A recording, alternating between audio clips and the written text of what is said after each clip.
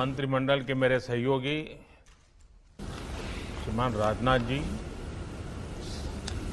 Chief of defence staff general Bipin Rawat ji, सेना के तीनों अंगों के प्रमुख, भारत सरकार के सभी उपस्थित उच्चाधिकारी, उद्योग जगत के सभी साथी, नमस्कार। मुझे खुशी है कि भारत में रक्षा उत्पादन से जुड़े हुए सभी अहम स्टेक होल्डर्स आज यहां मौजूद हैं। इस सेमिनार के आयोजन के लिए रक्षा मंत्री राजनाथ जी और उनकी पूरी टीम को मैं बहुत बहुत बधाई देता हूं। आज यहां हो रहे इस मंथन से जो परिणाम मिलेंगे, उनसे रक्षा उत्पादन के क्षेत्र में आत्मनिर्भरता के हमारे प्रयासों को अवश्य बल मिलेगा, गति मिलेगी। और आप सब ने जो सुझाव दिए हैं, आज आपने एक सामूहिक मंथन किया है, वो अपने आप में आने वाले दिनों के लिए बहुत उपकारक होगा। मुझे इस बात की भी खुशी है कि रक्षा मंत्री श्रीमान राजनाथ जी इस काम के लिए मिशन मोड में पूरी तरह से जुटे हुए हैं। मुझे विश्वास है कि उनके इन अथक प्रयासों के कारण बहुत ही अच्छे परिणाम मिलना निश्चित है। साथियों, यह किसी से छुपा नहीं है कि भारत कई सालों से दुनिया के सबसे बड़े डिफेंस इंपोर्टर्स में एक प्रमुख देश रहा है। जब भारत आजाद हुआ था, उस समय रक्षा उत्पादन के लिए भारत में बहुत सामर्थ्य था। उस समय भारत में 100 साल से अधिक समय से स्थापित रक्षा उत्पादन का इकोसिस्टम था और भारत जैसा सामर्थ्य और पोटेंशियल बहुत कम देशों के पास था। लेकिन भारत का दुर्भाग्य रहा कि दशकों तक इस विषय पर उतना ध्यान नहीं दिया गया जितना देना चाहिए था। एक प्रकार से ये रूटीन एक्सरसाइज बन गया, कोई गंभीर प्रयास नहीं किए गए। और हमारे बाद में शुरुआत करने वाले अनेक देश भी पिछले 50 साल में हमसे बहुत आगे निकल गए। लेकिन अब स्थिति बदल रही है। पिछले कुछ वर्षों में आपने अनुभव किया होगा कि हमारा प्रयास इस सेक्टर से जुड़ी सभी बेड़ियां तोड़ने का एक निरंतर प्रयास है। हमारा उद्देश्य है कि भारतीय में मैन्युफैक्चरिंग बढ़े, नई टेक्नोलॉजीज का भारत में ही विकास हो और प्राइवेट सेक्टर का इस विशेष क्षेत्र में अधिकतम विस्तार हो। और इसके लिए एक्सपोर्ट की प्रक्रिया का सरलीकरण, ऑफसेट के प्रावधानों में सुधार, ऐसे अनेक कदम उठाए गए हैं।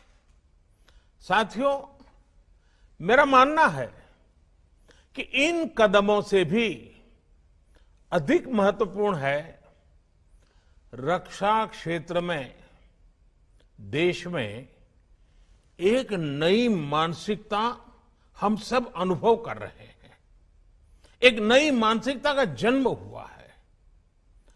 आधुनिक और आत्मनिर्भर भारत के निर्माण के लिए रक्षा क्षेत्र में आत्मविश्वास की भावना अनिवार्य है। बहुत लंबे समय से देश में चीफ ऑफ डिफेंस स्टाफ की नियुक्ति पर विचार किया जा रहा था, लेकिन निर्णय नहीं हो पा रहा था।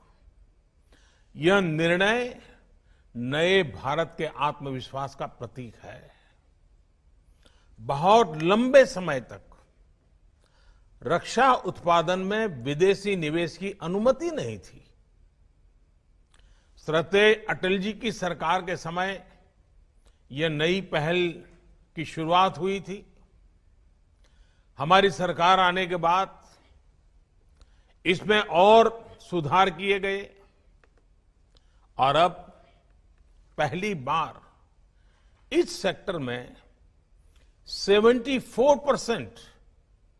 74% तक एफडीआई ऑटोमेटिक रूट से आने का रास्ता खोला जा रहा है। यह नए भारत के आत्मविश्वास का परिणाम है। दशकों से ऑर्डिनेंस कारखानों के सरकारी विभागों की तरह ही चलाया जा रहा था। एक सीमित विजन के कारण देश का नुकसान तो हुआ ही, वहां जो काम करने वाले लोग थे, जिनके पास टैलेंट थी, कमिटमेंट था, मेहनती थे, ये हमारा बहुत ही अनुभव से संपन्न हमारा जो मेहनत करने वाला श्रमिक वर्ग वहां जो है, उनका तो बहुत नुकसान हुआ। जिस सेक्टर में करोड़ों लोगों के रोजगार के अवसर बन सकते थे, उसका इकोसिस्टम बहुत ही सीमित रहा। अब ऑर्डिनेंस कारखानों का कॉरपोरेटाइजेशन करने की दिशा में हम आगे बढ़ रहे हैं। इस प्रक्रिया के पूरा होने पर श्रमिकों और सेना दोनों को बल मिलेगा। यह नए भारत के आत्मविश्वास का प्रमाण है। साथियों, रक्षा उत्पादन में आत्मनिर्भरता को लेकर हमारा कमिटमेंट सिर्फ बातचीत में या फिर कागजों तक ही सीमित नहीं है।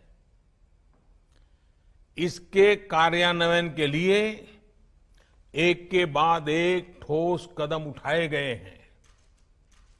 सीडीएस के गठन के बाद सेना के तीनों अंगों में प्रोक्योरमेंट पर समन्वय बहुत बेहतर हुआ है। इससे डिफेंस इक्विपमेंट्स की खरीद को स्केल अप करने में मदद मिल रही है। आने वाले दिनों में डोमेस्टिक इंडस्ट्री के लिए ऑर्डर्स का साइज भी बढ़ने वाला है। यह सुनिश्चित करने के लिए रक्षा मंत्रालय के कैपिटल बजट का एक हिस्सा अब भारत में बने उपकरणों के लिए अलग से रख दिया गया है। हाल में आपने देखा होगा कि 101 डिफेंस आइटम्स को पूरी तरह से घरेलू खरीद के लिए सुरक्षित कर दिया गया है। आने वाले दिनों में इस लिस्ट को और व्यापक बनाया जाएगा। इसमें और आइटम्स जुड़ते रहेंगे। इस लिस्ट का उद्देश्य आयात को रोकना मात्र नहीं है, बल्कि भारत में उद्योगों को प्रोत्साहित करने के लिए यह कदम उठाया गया है। इससे आप सभी साथियों को, चाहे वो प्राइवेट सेक्टर हो, पब्लिक सेक्टर हो, एमएसएमई हो, स्टार्टअप हो, सभी के लिए सरकार की भावना और भविष्य की संभावना अब आपके सामने ब्लैक एंड व्हाइट में क्लियर है। इसके साथ हम प्रोक्योरमेंट प्रक्रिया को स्पीड अप करने के लिए, टेस्टिंग की व्यवस्था को स्ट्रीमलाइन करने के लिए और क्वालिटेटिव रिक्वायरमेंट्स को रेशनलाइज करने के लिए भी लगातार काम कर रहे हैं और मुझे खुशी है कि इन सभी प्रयासों को सेना के तीनों अंगों का बहुत ही कोऑर्डिनेटेड रूप में बहुत ही सहयोग है, एक प्रकार से प्रोएक्टिव भूमिका है। साथियों, आधुनिक उपकरणों में आत्मनिर्भरता के लिए टेक्नोलॉजी अपग्रेडेशन जरूरी है। जो उपकरण आज बन रहे हैं उनका नेक्स्ट जनरेशन तैयार करने पर काम करना भी आवश्यक है और इसके लिए डीआरडीओ के अलावा प्राइवेट सेक्टर में और एकेडमिक इंस्टीट्यूशंस में भी रिसर्च और इनोवेशन को प्रोत्साहित किया जा रहा है। टेक्नोलॉजी ट्रांसफर की सुविधा से हटकर फॉरेन पार्टनर्स के साथ जॉइंट वेंचर्स के माध्यम से को प्रोडक्शन के मॉडल पर बल दिया जा रहा है। भारत के मार्केट साइज को देखते हुए हमारे फॉरेन पार्टनर्स के लिए अब भारत में ही प्रोडक्शन करना सबसे उत्तम विकल्प है। साथियों, हमारी सरकार ने शुरू से ही रिफॉर्म, परफॉर्म एंड ट्रांसफॉर्म इस मंत्र को लेकर के हमने काम किया है।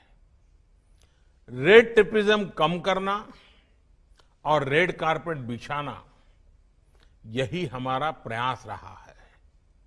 ईज ऑफ डूइंग बिजनेस को लेकर 2014 से अब तक जो सुधार किए गए हैं उनका परिणाम पूरे विश्व ने देखा है।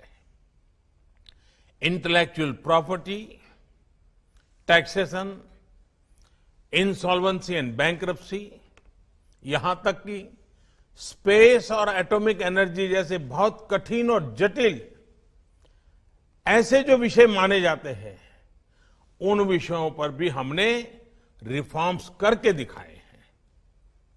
और आप तो अब भली भांति जानते हैं, पिछले दिनों लेबर लॉज में रिफॉर्म्स का सिलसिला भी लगातार जो शुरू हुआ है, चल रहा है।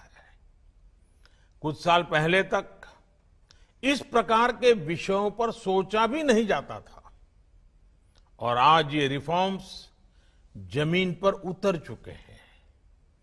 रिफॉर्म्स का यह सिलसिला थमने वाला नहीं है, हम आगे बढ़ते ही जाने वाले हैं और इसलिए न थमना भी है और न थकना भी है। न मुझे थकना है, न आपको थकना है। हमें आगे भी आगे बढ़ते रहना है और हमारी तरफ से मैं आपको बताता हूं, यह हमारा कमिटमेंट है। साथियों, जहां तक इंफ्रास्ट्रक्चर की बात है, जो डिफेंस कॉरिडोर पर तेजी से काम चल रहा है, उत्तर प्रदेश और तमिलनाडु सरकारों के साथ मिलकर state of the art infrastructure तैयार किया जा रहा है। इसके लिए आने वाले 5 सालों में 20,000 करोड़ रुपए के निवेश का लक्ष्य रखा गया है। एमएसएमई और स्टार्टअप से जुड़े एंटरप्राइज लीडर्स को प्रोत्साहित करने के लिए आईडेक्स की जो पहल की गई थी, उसके भी अच्छे परिणाम मिल रहे हैं। इस प्लेटफॉर्म के माध्यम से 50 से अधिक स्टार्टअप्स ने सैन्य उपयोग के लिए टेक्नोलॉजी और प्रोडक्ट्स को विकसित किया है। साथियों, मैं एक और बात आपके सामने खुले मन से रखना चाहता हूं। आत्मनिर्भर भारत का हमारा संकल्प इनवर्ड लुकिंग नहीं है। ग्लोबल इकोनॉमी को ज्यादा रेजिलिएंट, ज्यादा स्टेबल बनाने के लिए, विश्व में शांति के लिए एक सक्षम भारत का निर्माण ही इसका लक्ष्य है। यही भावना डिफेंस मैन्युफैक्चरिंग में आत्मनिर्भरता के लिए भी है। भारत में अपने कई मित्र देशों के लिए रक्षा उपकरण का एक भरोसेमंद सप्लायर बनने की क्षमता है। इससे भारत की स्ट्रेटेजिक पार्टनरशिप को और बल मिलेगा और हिंद महासागर क्षेत्र में भारत की नेट सिक्योरिटी प्रोवाइडर की भूमिका और सुदृढ़ होगी। साथियों, सरकार के प्रयास और प्रतिबद्धता आप सभी के सामने है। अब आत्मनिर्भर भारत के संकल्प को हमें मिलकर के इसे सिद्ध करना है। चाहे प्राइवेट सेक्टर हो या पब्लिक सेक्टर हो या फिर हमारे फॉरेन पार्टनर्स, आत्मनिर्भर भारत सभी के लिए विन विन संकल्प है। इसके लिए आपको एक बेहतर इकोसिस्टम देने के लिए हमारी सरकार प्रतिबद्ध है। यहां आपकी तरफ से जो भी सुझाव आए हैं वे बहुत ही उपयोगी सिद्ध होने वाले हैं और मुझे बताया गया है कि defence production and export promotion policy का ड्राफ्ट सभी स्टेक होल्डर्स के साथ साझा किया गया है। आपके फीडबैक से इस पॉलिसी को जल्द से जल्द लागू करने में मदद मिलेगी। यह भी जरूरी है कि आज का ये सेमिनार एक वन टाइम इवेंट न रहे, बल्कि आगे भी ऐसे आयोजन होते रहें। इंडस्ट्री और सरकार के बीच लगातार विचार विमर्श और फीडबैक की स्वाभाविक कल्चर बननी चाहिए। मुझे विश्वास है कि ऐसे सामूहिक प्रयासों से हमारे संकल्प सिद्ध होंगे। मैं फिर एक बार आप सबने समय निकाला, आत्मनिर्भर भारत बनाने के लिए आत्मविश्वास के साथ आप जुटे। मुझे विश्वास है कि आज जो संकल्प हम सब ले रहे हैं, इसको पूर्ण करने में हम सब अपनी अपनी जिम्मेवारी बहुत खूब अच्छे ढंग से निभाएंगे। मैं फिर एक बार आप सभी को बहुत बहुत शुभकामनाएं देता हूं।